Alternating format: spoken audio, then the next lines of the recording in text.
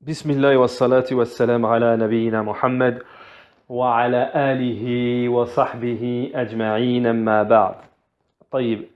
Donc le chapitre numéro 3 du livre Al-Qawl al-Mufid ala Adillati al-Tawhid, leçon numéro 3, les implications de l'attestation qu'il n'y a de divinité digne d'adoration qu'Allah, la ilaha illallah. Donc ce chapitre, pourquoi il est aussi court? Parce que les implications de la ilaha illallah, en arabe on dit muqtada la ilaha illallah, on les a déjà parcourus dans le sens de la ilaha illallah, c'est-à-dire dans le premier chapitre qui est intitulé Ma'na la ilaha illallah. Donc on va lire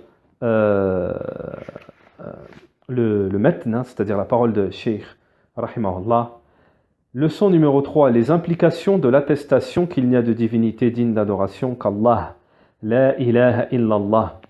Les implications de l'attestation qu'il n'y a de divinité digne d'adoration qu'Allah, la ilaha illallah, sont de délaisser l'adoration de tout ce qui est adoré en dehors d'Allah. Première implication.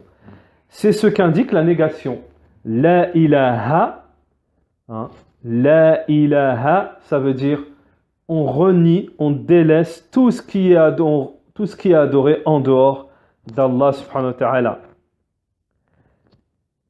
Ensuite, deuxième implication, et adorer Allah seul, sans associer, c'est ce qu'indique l'affirmation illallah. Donc lorsqu'on dit illallah, c'est l'affirmation de l'adoration d'Allah seul, sans associer. Et c'est ça les implications.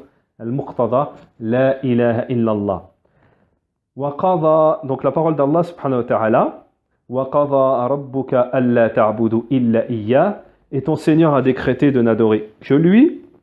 Wa abudullaha wa la tushriku bihi shay'a, adorer Allah et ne lui donner aucun associé.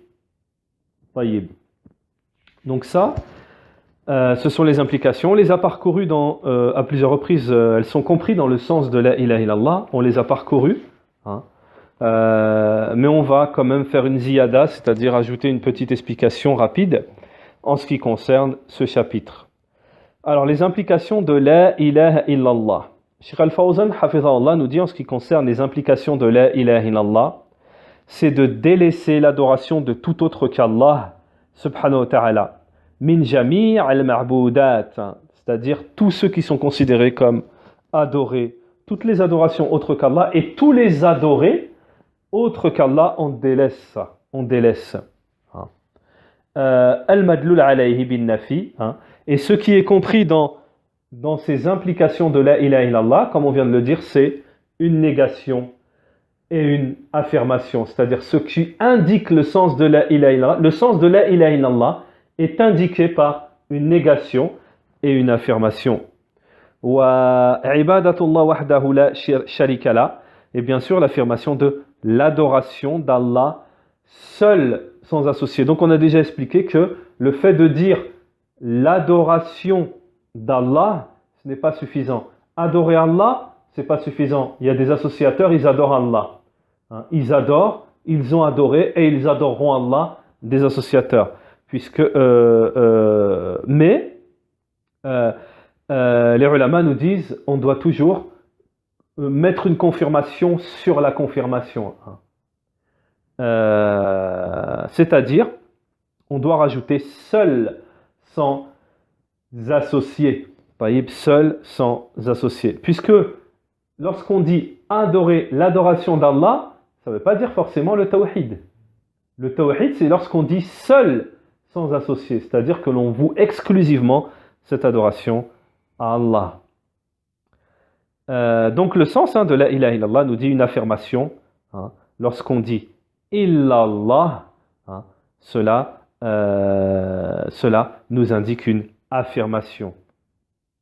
Alors, Cheikh Al-Fawzan nous dit beaucoup parmi ceux qui disent la ilaha illallah, ils contredisent les implications de la ilaha illallah. فَيُثَبِّتَ الْإِلَاهِيَّةَ الْمَنْفِيَّةَ لِلْمَخْلُقِينَ. C'est-à-dire qu'ils affirment, donc les gens qui se prétendent à la ilaha illallah, ils affirment la divinité, hein, qui normalement ne doit pas être, hein, à qui? À des créatures, à des tombes, qubur, à des morts, à des tawarit. Donc maintenant, quand on est tawarit, on sait exactement ce que ça veut dire. À des tawarit, et on sait que tarot, on l'a dit précédemment, c'est un terme général. Ça ne veut pas dire une seule chose, ça comprend plein de choses, tarot. Naam. Donc, fausse adoration vouée aussi aux arbres, aux pierres. Hein. Donc ces gens-là, ils ont quoi? Ils ont la croyance, hein, ils ont une croyance dans l'unicité qui est une bid'a, qui est une innovation. Leur croyance, c'est une innovation. وَأَنْكَرُهُ عَلَى مَنْ دَعَاهُمْ إِلَيْهِ. Naham. Donc ces mouchrikines, ces associateurs, ils renient, ils blâment ceux qui les appellent au tawhid. Ils font des reproches. وَعَابُوا عَلَى مَنْ أَخْلَصَ الْعِبَادَ لِلَّهِ. Donc ils font des reproches à ceux qui vouent un culte exclusif à Allah subhanahu wa ta'ala. Donc c'est pour ça qu'il ne faut pas s'étonner.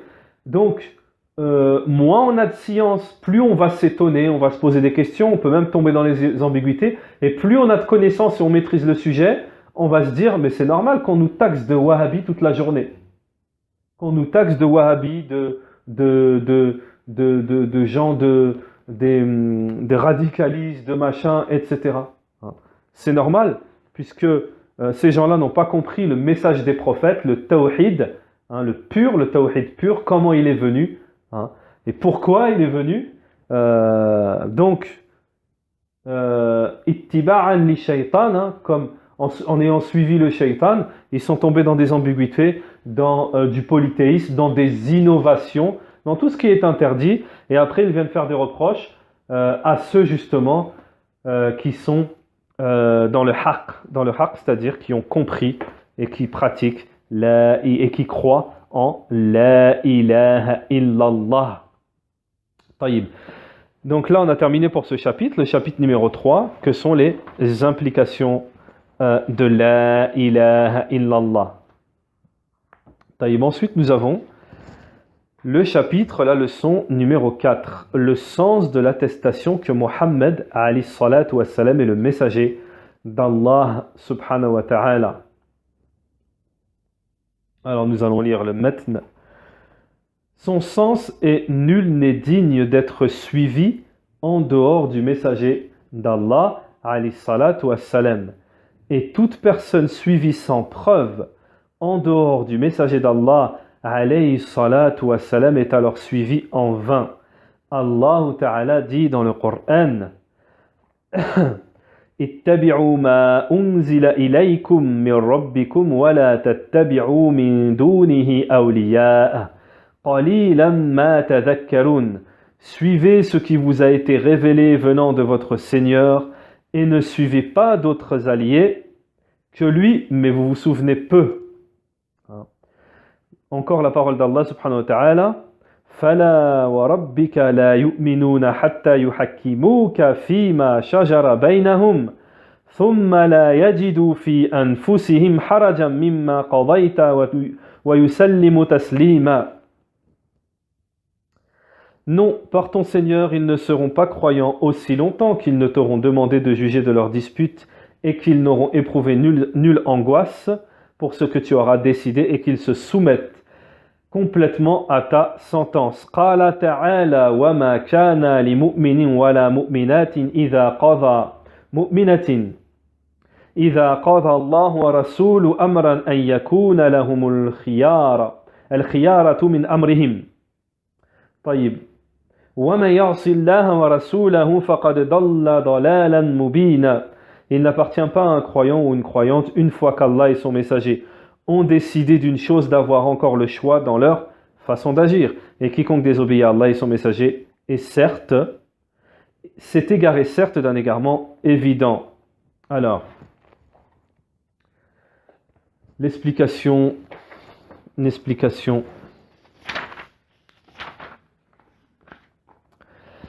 Alors, le sens de Mohammed, Mohammedan Rasulullah. Le sens de Mohammed est le messager d'Allah, alayhi salatu wassalam. Donc le cheikh nous dit, pas de suivi en vérité à part le messager d'Allah, alayhi salatu wassalam. Nul n'est digne d'être suivi en dehors du messager d'Allah, alayhi salatu wassalam, wa ghayr rasulullah, et autre que le messager d'Allah, alayhi salatu wassalam, si elle est suivie autre qu'Allah, sans en avoir de preuve, alors cela, en dehors du messager, alors ce suivi sera batal, faux, caduc, nul. Taïb. Donc on va expliquer cette parole. On va commencer par expliquer cette définition, cette parole, le sens de Muhammadan Rasulullah. Muhammadan Rasulullah sallallahu alayhi wa sallam. Muhammad ibn Abdillah. Muhammad c'est fils de Abdullah. Ibn Abdillah. Abdillah, fils de Abdillah, pardon, fils de Abd al-Muttalib, fils de Hashim. Et Hashim faisait partie des Quraysh. Quraysh, c'est une tribu noble parmi les Arabes à l'époque. Wa Quraysh min Kinana. Quraysh, ils viennent d'une autre tribu des Arabes purs qui s'appelle Kinana. Et Kinana, c'est qui? Ce sont les descendants de Ismaïl. Donc on voit que Mohammed il descend d'Ismaïl qui était un prophète et de Ibrahim, quand on fait l'arbre généalogique. Alayhim as-salam. Wa fil hadith, et dans un hadith, on nous dit ici, le prophète a dit Inna Allah astafa Kinana, Allah subhanahu wa ta'ala a choisi Kinana, c'est ce qu'on vient de dire, la tribu, parmi les enfants d'Ismaïl. Et il a choisi Quraysh, la tribu des Quraysh, c'est la tribu du prophète, de Kinana. Et il a choisi min Quraysh les enfants de Bani Hashim, etc., etc. Donc ça vient d'un hadith, c'est rien qui est inventé, c'est... Alors, donc on a expliqué ici brièvement, on a donné un aperçu de Mohammed. Donc c'est important d'où il vient, qui il est. On ne suit pas quelqu'un à l'aveuglette comme ça. Alors, Mohammed, ensuite, Rasulullah, on nous dit, messager d'Allah. Donc, ici on nous dit, le messager, dans la langue arabe, messager ça veut dire quoi? Ça veut dire transmetteur. C'est celui qui transmet, al-muballir. C'est celui qui transmet. Ça, c'est dans la langue arabe. On a déjà expliqué pourquoi les ulama, ils nous disent tantôt le sens dans la langue arabe, tantôt le sens dans la législation islamique. Parce que on dit, parce que c'est une forme d'excellence dans l'enseignement, parce que en ce qui concerne la langue arabe, les gens de l'innovation ou les gens de la falsification, ils peuvent venir et dire non, en arabe ça ne veut pas dire ça. Mais ils ne peuvent pas dans la religion, parce que les ulama, même dans la langue arabe, ils expliquent ça, ça veut dire ça, etc. Donc on ne peut pas venir changer. Donc c'est une petite faïda au passage. Donc messager, ça veut dire transmetteur dans la langue arabe. Et dans la législation, qu'est-ce qu'un messager dans la législation? C'est quoi Rasoul? Qu'est-ce que Rasoul, ça veut dire quoi? C'est celui qui transmet de son Seigneur. C'est celui qui a reçu une révélation parmi la législation, qui est une législation, une religion.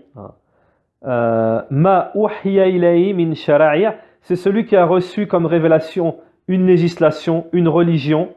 Wa li kulli rasoul shari'a. Et tout messager a une législation, une voie, wa manhajan, et une voie. Illa anna shari'ata rasulana, sauf que la législation de notre messager, notre prophète, elle vient abroger toutes les législations antérieures. Walam yabqa illa l'islam. Il ne reste que l'islam. La religion de Mohammed, alayhi salatu wassalam. Donc ça, on nous dit, vous trouvez ce qu'on vient de dire dans l'explication de Cheikh Al-Uthaymin, rahimahullah, Al-Wastiyya li Al-Uthaymin, rahimahullah, dans son explication de Aqida Al-Wastiyya.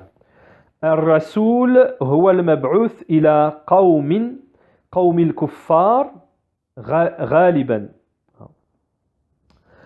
Donc la plupart du temps, un messager, c'est quelqu'un qui est envoyé pour un peuple mécréant.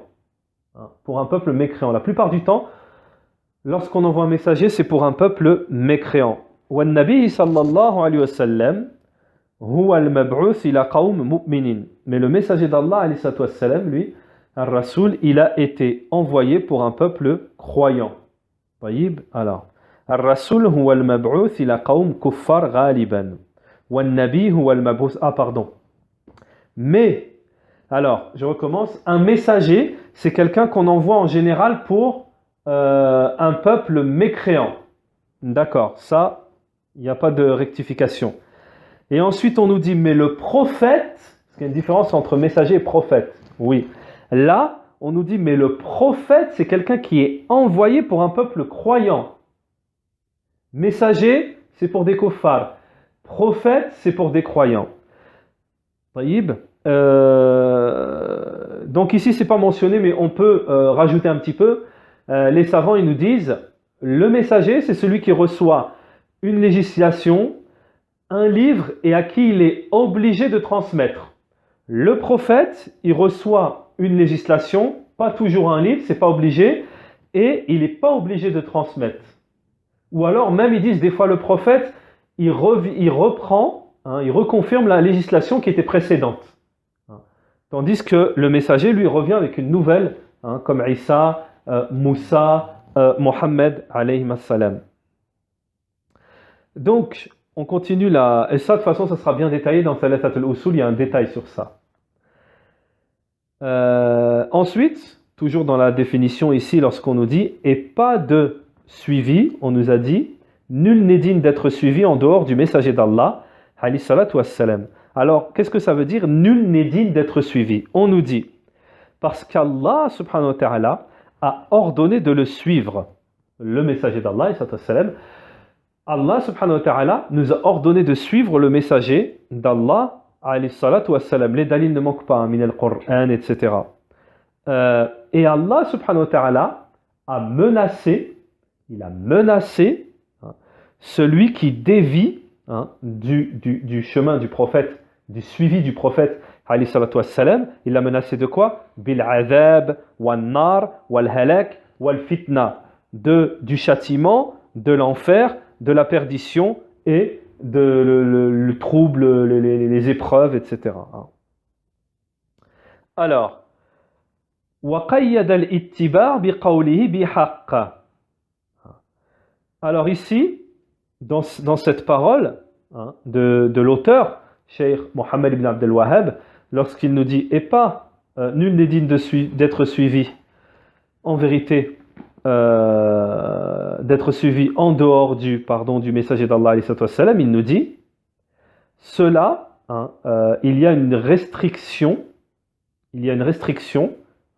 c'est-à-dire le suivi est restreint au messager d'Allah, et tout autre, ça veut dire que toute autre chose que le messager d'Allah, dans son suivi, n'est pas accepté s'il n'y a pas de preuves, sans les preuves. C'est-à-dire que nous, on va suivre les ulama, on va suivre les compagnons, on va suivre ceux qui ont suivi les compagnons, on va suivre les ulama, mais bid dalil. Tandis que le messager d'Allah, lui, c'est lui le dalil.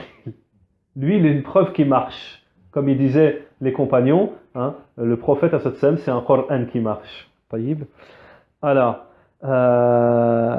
لإخراج المتبوعات بباطل ثم زاد في ذلك وضوحا قوله وغير الرسول الله إن اتبع فيما لا دليل عليه فقد اتبع بباطل. Donc on voit bien ce qu'on vient d'expliquer, c'est que et toute personne suivie sans preuve en dehors du messager d'Allah est alors suivie en vain.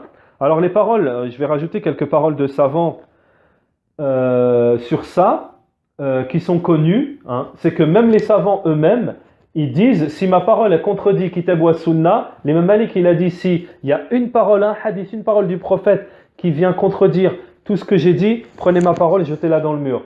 Et je peux rajouter une parole aussi que vous trouverez dans le livre, dans un livre de Cheikh Moqbel intitulé Tuhfat al-Mujib, de Cheikh Moqbel rahimallah, où Cheikh Moqbel rahimallah nous dit: je ne suis pas un argument. Un grand savant de la sunna nous dit: je ne suis pas moi un argument. Il t'est obligatoire de me demander la preuve, car l'argument c'est le kitab wa sunna. Tayyib. Alors, et la façon, on nous dit ici, wa kayfiya al-ittiba wa marna. Comment suivre le messager d'Allah et le sens du suivi. Alors le sens de suivre le messager d'Allah, c'est quoi? C'est s'accrocher à ce sur quoi était le messager d'Allah. Ça veut dire at-tamassuk, c'est s'accrocher, attraper, s'accrocher à ce sur quoi était le prophète. Donc vous avez dû remarquer maintenant, une petite parenthèse, au moment où on a dit qu'il y avait une différence entre messager et prophète. Pourquoi tantôt, en parlant de Mohammed, on dit Rasoul, et tantôt on dit prophète, puisqu'on a dit qu'il était un messager? C'est parce que celui qui est messager, il est aussi prophète.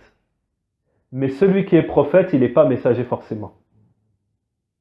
Tout messager, il est prophète, mais tout prophète, il n'est pas messager. Donc c'est pour ça que Mohammed, on peut l'appeler Rasoul, on peut l'appeler Nabi. Taïb. Alors, c'est le sens de suivre le messager d'Allah, c'est le fait de attraper, s'accrocher à ce sur quoi il était le prophète.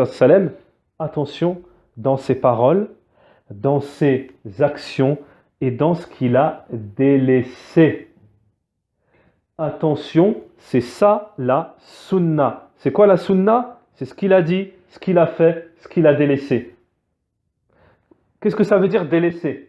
Délaisser, ça signifie, c'est des choses qu'il a délaissées. Ça veut dire,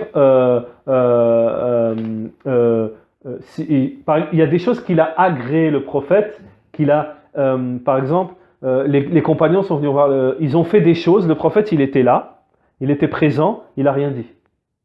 Ils ont fait des choses, ça veut dire, il les a agréées. Et le fait de le suivre dans ce qu'il a délaissé aussi, plus précisément, délaisser, c'est de délaisser ce qu'il a délaissé le messager d'Allah. S'il a délaissé une chose, c'est que ça ne fait pas partie de son suivi, de sa sunna. Donc, c'est ça que ça veut dire, délaisser ce qu'a délaissé le messager d'Allah. Et cela en œuvrant par le kitab, la sunna, le livre, le Coran, le livre d'Allah subhanahu wa ta'ala. La sunna, c'est la tradition prophétique du messager d'Allah, mais attention, c'est pas suffisant. C'est pas suffisant. Et ça, c'est très important ce qui va suivre. Selon la compréhension des pieux prédécesseurs de la communauté, qui ont été raffermis sur la voie du prophète jusqu'à leur mort. Il y a une parole qui dit des salafs, qui dit les morts, c'est mieux de prendre de eux, parce qu'ils sont morts sous la sunna, ils ne peuvent plus se tromper. Un vivant, il peut toujours encore se tromper. Na'am, on va donner une petite ziyada par rapport à cette parole ici qui nous dit ce rajout de selon la compréhension des pieux prédécesseurs. On va donner l'exemple d'une parole de Sheikh Al-Albani rahimahullah. Un jour, Sheikh Al-Albani il a posé une question. Allahu a'lam, vous trouverez ça dans il a fait l'explication qu'est-ce que la salafia. À l'époque c'était en à peu près 6 CD ou je sais pas, je pense qu'ils l'ont traduit en français. Qu'est-ce que la salafia? Et celui qui veut vraiment savoir c'est quoi la voie du prophète et des salafs, qu'il revienne à cette explication de Sheikh Al-Albani, c'est très très très très fort. Et je pense que c'était dans ce dors-là, en tout cas c'est une parole de Sheikh Al-Albani où il pose la question, il dit aujourd'hui, il y a, bien entendu, énormément de groupes. Il y en a beaucoup qui se disent suivre le kitab wa sunna. On est bien d'accord. Il y en a beaucoup qui se disent nous on suit le kitab wa sunna. Nous on suit le kitab wa sunna. Et nous on suit le kitab wa sunna. Donc entre eux et ceux qui suivent véritablement le kitab wa sunna, c'est quoi la différence entre eux? Qu'est-ce qui sépare les vrais gens de la sunna de ceux, comme les frères musulmans, les chiites, les tablirs, tout ce que vous voulez, les khawarij, les takfiriyin, les jahmiya, les habbash, qui suivent, nous aussi on suit le kitab wa sunna. Alors c'est qui la différence? Quelle est la différence? Et le cheikh il a répondu, c'est que ceux qui suivent vraiment pour de vrai le kitab wa sunna, ils disent, nous suivons le kitab wa sunna selon la compréhension des pieux prédécesseurs. Et ça change tout. Parce que celui qui suit le kitab wa sunna selon la compréhension des pieux prédécesseurs, il ne va pas insulter Aïcha, il ne va pas insulter Omar, comme les chiites, il ne va pas sortir sur le hakim comme les takfiriyin, puisque la aqida des salafs, c'est de ne pas sortir sur un état. Il ne va pas avoir une aqida, une croyance dans le tawhid, dans l'unicité d'Allah, contraire à celle des pieux prédécesseurs, puisque les pieux prédécesseurs, lorsqu'on leur demandait où est Allah, ils disaient Fis sama ar-Rahman al-Arsh istawa, et Allah est installé au-dessus de son trône. Voilà la aqida des salafs. Mais ils ne disaient pas A'udhu billah, vous avez fait de l'anthropomorphisme. L'anthropomorphisme, c'est justement, on le verra plus tard dans notre cours, l'anthropomorphisme, c'est justement de croire, c'est justement d'avoir la croyance que le fait d'affirmer les attributs d'Allah, c'est de l'anthropomorphisme. C'est ça, c'est vous en vérité, vous faites de l'anthropomorphisme, mais ça viendra dans des cours après sur les noms et attributs. J'ai juste voulu donner des exemples que tel groupe, tel groupe, tel groupe, tel groupe, des exemples de groupes qu'en vérité ils disaient kitab wa sunna, mais selon leur compréhension à eux ou à leur shirk qui existe depuis 10 ans. Parce que si on prend tel et tel groupe, on regarde, mais vous sortez d'où? Un tel secte, on va dire l'établir, je ne sais plus comment il s'appelle, Mohamed Ilyes, ou je ne sais plus comment il s'appelle, il a fait un rêve, il a fait le tawaf, il y a 10 ans, 15 ans, 20 ans, hop, ils ont existé. Soufiya, voilà. Les Habbash, vous sortez d'où? Mohamed Habbash, pareil. Il a fait un menhej, il a inventé, il avait un shir qui c'était lui-même, il était connu à la Mecque chez les ulama comme grand fauteur de troubles, il a fait assassiner, emprisonner des savants, il était connu. Les Ikhwan Muslimin, vous sortez d'où s'il vous plaît? Hassan al-Banna. Hassan al-Banna, la confrérie des frères musulmans, vous existez depuis une trentaine d'années à peu près, je ne connais pas les dates. Pareil, vous suivez quelqu'un qui ne suivait pas la sunna du prophète, etc., etc., etc. Chaque groupe, on peut dire. Chaque groupe, on peut dire. Les gens de la sunna, le sunna salafiyya, vous ne pouvez pas dire, puisque vous prenez n'importe quel cheikh que les salafis suivent, Cheikh al-Islam ibn Taymiyyah, Cheikh Mohammed ibn Abdel Wahhab ibn Kathir, l'imam Malik, qui vous voulez, vous revenez à son enseignement, ça sera l'enseignement du prophète, alayhi salatu wassalam.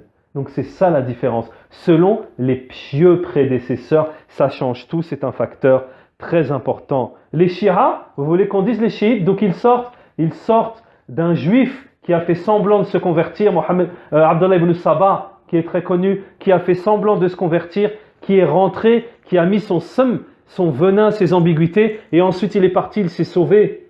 Et les gens ont gardé ces ambiguïtés de shaitan. Et ça a fait le groupe des chiites. Donc tous ces gens-là, ils disent kitab wa sunna, mais pas selon la compréhension des pieux prédécesseurs. Et la compréhension des pieux prédécesseurs, ce sont les 3 époques, parce que l'époque du prophète, alayhi salatu wassalam, il a eu le wahi, la révélation, et la religion est descendue. Et après, qui était là pour comprendre cette religion et la transmettre? Les compagnons et ceux qui les ont suivis. C'est de eux qu'on doit prendre. On ne prend pas de quelqu'un, ça fait depuis 10 ans, il nous a dit j'ai fait un rêve, ou quelqu'un, il s'est fait excusez-moi du terme, un délire, et il a fait une secte, et il invente, il fait des explications du Coran, il dit non, c'est comme ça. Et quand tu prends l'explication d'Ibn Abbas, un des meilleurs qui a compris la sunna, ou Abdullah ibn Abbas, ou Ibn Mas'ud, les exégèses du Coran qui avaient le mieux compris, qui étaient aux côtés du prophète, tu verras que son explication de tel verset ou de telle chose dans la religion, ça n'a rien à voir avec les compagnons. Et qu'est-ce qu'il a dit Allah subhanahu wa ta'ala dans le Coran? Allah ta'ala dans le Coran, il nous a dit de suivre les compagnons. وَمَن يُشَقِّقِ الرَّسُولِ, et celui qui fait scission d'avec le messager. وَمَن يُشَقِّقِ الرَّسُولِ مِن بَعْدِ مَا تَبَيَّنَ لَهُ الْهُدَى, et celui qui fait scission du messager après que lui est venu l'a guidé. وَيَتَّبِعْ غَيْرَ سَبِيلِ الْمُؤْمِنِينَ et qu'il suit autre que le chemin des croyants. Et les ulama, ils ont dit, suivre autre que le chemin des croyants, c'est suivre autre que le chemin des compagnons. Les croyants mentionnés dans ce verset, c'est le chemin des compagnons. Allah Ta'ala nous dit dans le Coran, suivez le chemin des compagnons, sinon c'est l'enfer. Il le dit après. Hein. Taïb. Donc c'était une petite parenthèse très très importante. Hein.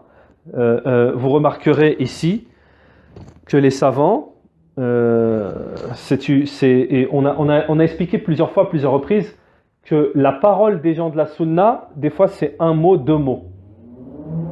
Mais elle avait un impact, une valeur qui pèse inestimable comparée à des paroles d'ignorants ou d'innovateurs ou autres. On va donner l'exemple. Ici, on nous a dit, la dernière phrase qu'on a dit ici, وَذَلِكَ بِالْعَمَلْ بِكِتَابِ وَالسُّنَّةِ عَلَى فَهْمِ السَّلَفِ الصَّالِحِ. Et c'est le fait d'œuvrer par le livre d'Allah et la sunna du prophète selon la compréhension des pieux prédécesseurs. Il a juste dit ça, le cheikh ici. Selon la compréhension des pieux prédécesseurs. Et nous, on a fait une petite explication. Qu'est-ce que ça veut dire la compréhension des pieux prédécesseurs? Lui, il l'a dit en un mot. Compréhension des pieux prédécesseurs. Mais ce que ça veut dire, c'est lourd. On peut faire des livres et des livres et des livres et des livres et des livres. Taïb. Alors, ensuite, dans la explication du sens de Muhammadan Rasulullah, l'auteur nous dit « Nul n'est digne d'être suivi en dehors du messager d'Allah, et toute personne suivie, ça on a expliqué, maintenant on va expliquer sans preuve, et toute personne suivie sans preuve en dehors du messager d'Allah, alayhi salatu wassalam. » Alors il nous dit « Qawluhu fi ma la dalil alayhi » Donc, le fait de suivre sans preuve. يريد بذلك أن اتباع العلماء والأخذ بفتوائهم المدعومة بالأدلة لا يعتبر مخالفا لاتباع النبي. Alors, cela signifie que يريد بذلك que le fait de suivre les savants, de prendre leur avis juridique, leur fatwa, leurs avis juridiques, hein, en s'appuyant sur des preuves, hein, n'est pas considéré comme une déviance au suivi du prophète. C'est le contraire. Hein. C'est-à-dire, ça veut dire quoi? Ça veut dire que lorsqu'on suit les ulama, que les ulama ils se basent sur des preuves du kitab, du sunna, tout ça et tout, ça veut dire que là on a suivi le prophète. Ça fait partie du suivi du prophète. Et on sait bien qu'Allah subhanahu wa ta'ala il nous dit dans le Coran al-ulama warathat al-anbiya, les savants sont les héritiers du prophète alayhi salatu wassalam. Et justement ici on nous donne un autre dalil, un verset du Coran, la parole d'Allah subhanahu wa ta'ala, les sourates les abeilles, verset 43, sourate al-Nahl, verset 43, fas'alu ahla al-dhikri in kuntum la ta'lamun. Et demandez aux gens du rappel si vous ne savez pas. Et demandez aux gens du rappel si vous ne savez pas. Donc, je voudrais faire prêter une grande attention. On espère, Inch'Allah, que cette parole elle parviendra à beaucoup de gens. Parce que j'ai remarqué aujourd'hui, avec un grand désolement, que les gens ne revenaient plus beaucoup aux savants. Et wallahi, par Allah, je l'ai ou bien entendu de mes oreilles, ou bien entendu par des gens de confiance qui me disent que beaucoup de gens se prétendant à la sunna aujourd'hui disent on va pas déranger les savants pour ça, on n'a pas besoin de demander aux savants, c'est pas la peine, ça vaut pas la peine, etc. Wallahi, je l'ai entendu de mes oreilles sur des cas, où on aurait appelé les savants, il n'y aura pas eu de grande mafsada, de grande perversité ou de grand mal qui aurait découlé à la suite, mais les gens ont préféré ne pas appeler les savants, et bien entendu ça a fini mal.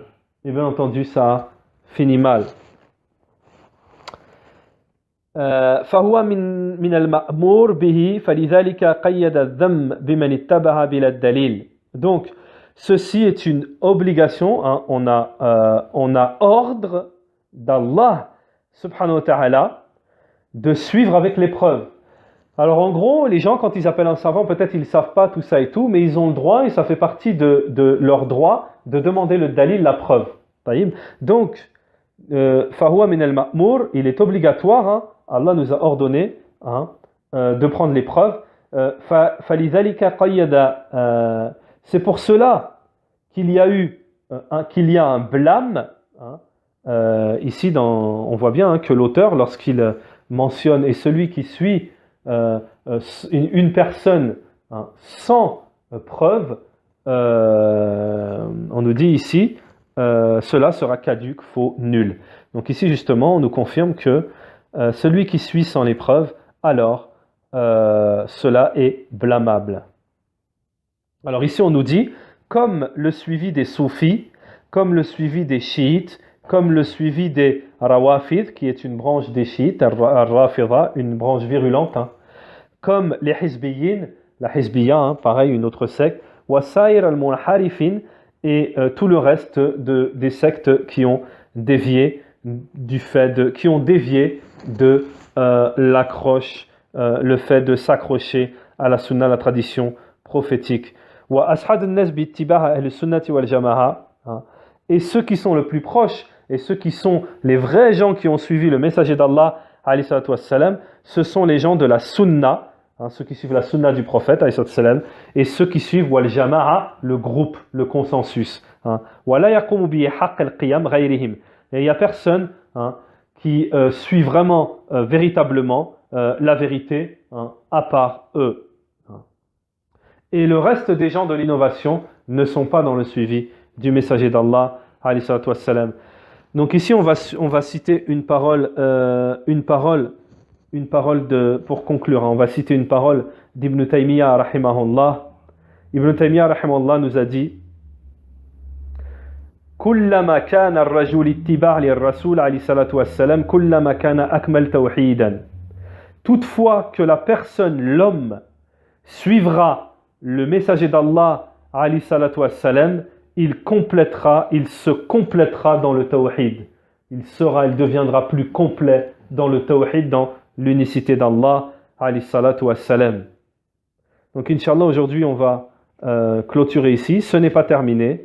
Dans le prochain cours, Inch'Allah, on continuera en ce qui concerne l'explication de Muhammadan Rasulullah, de la deuxième attestation qui est le fait d'attester que le sens de l'attestation de Muhammadan Rasulullah. Subhanakallah wa bihamdik wa ashhadu an la ilaha illa ant wa astaghfiruka wa atubu ilayka.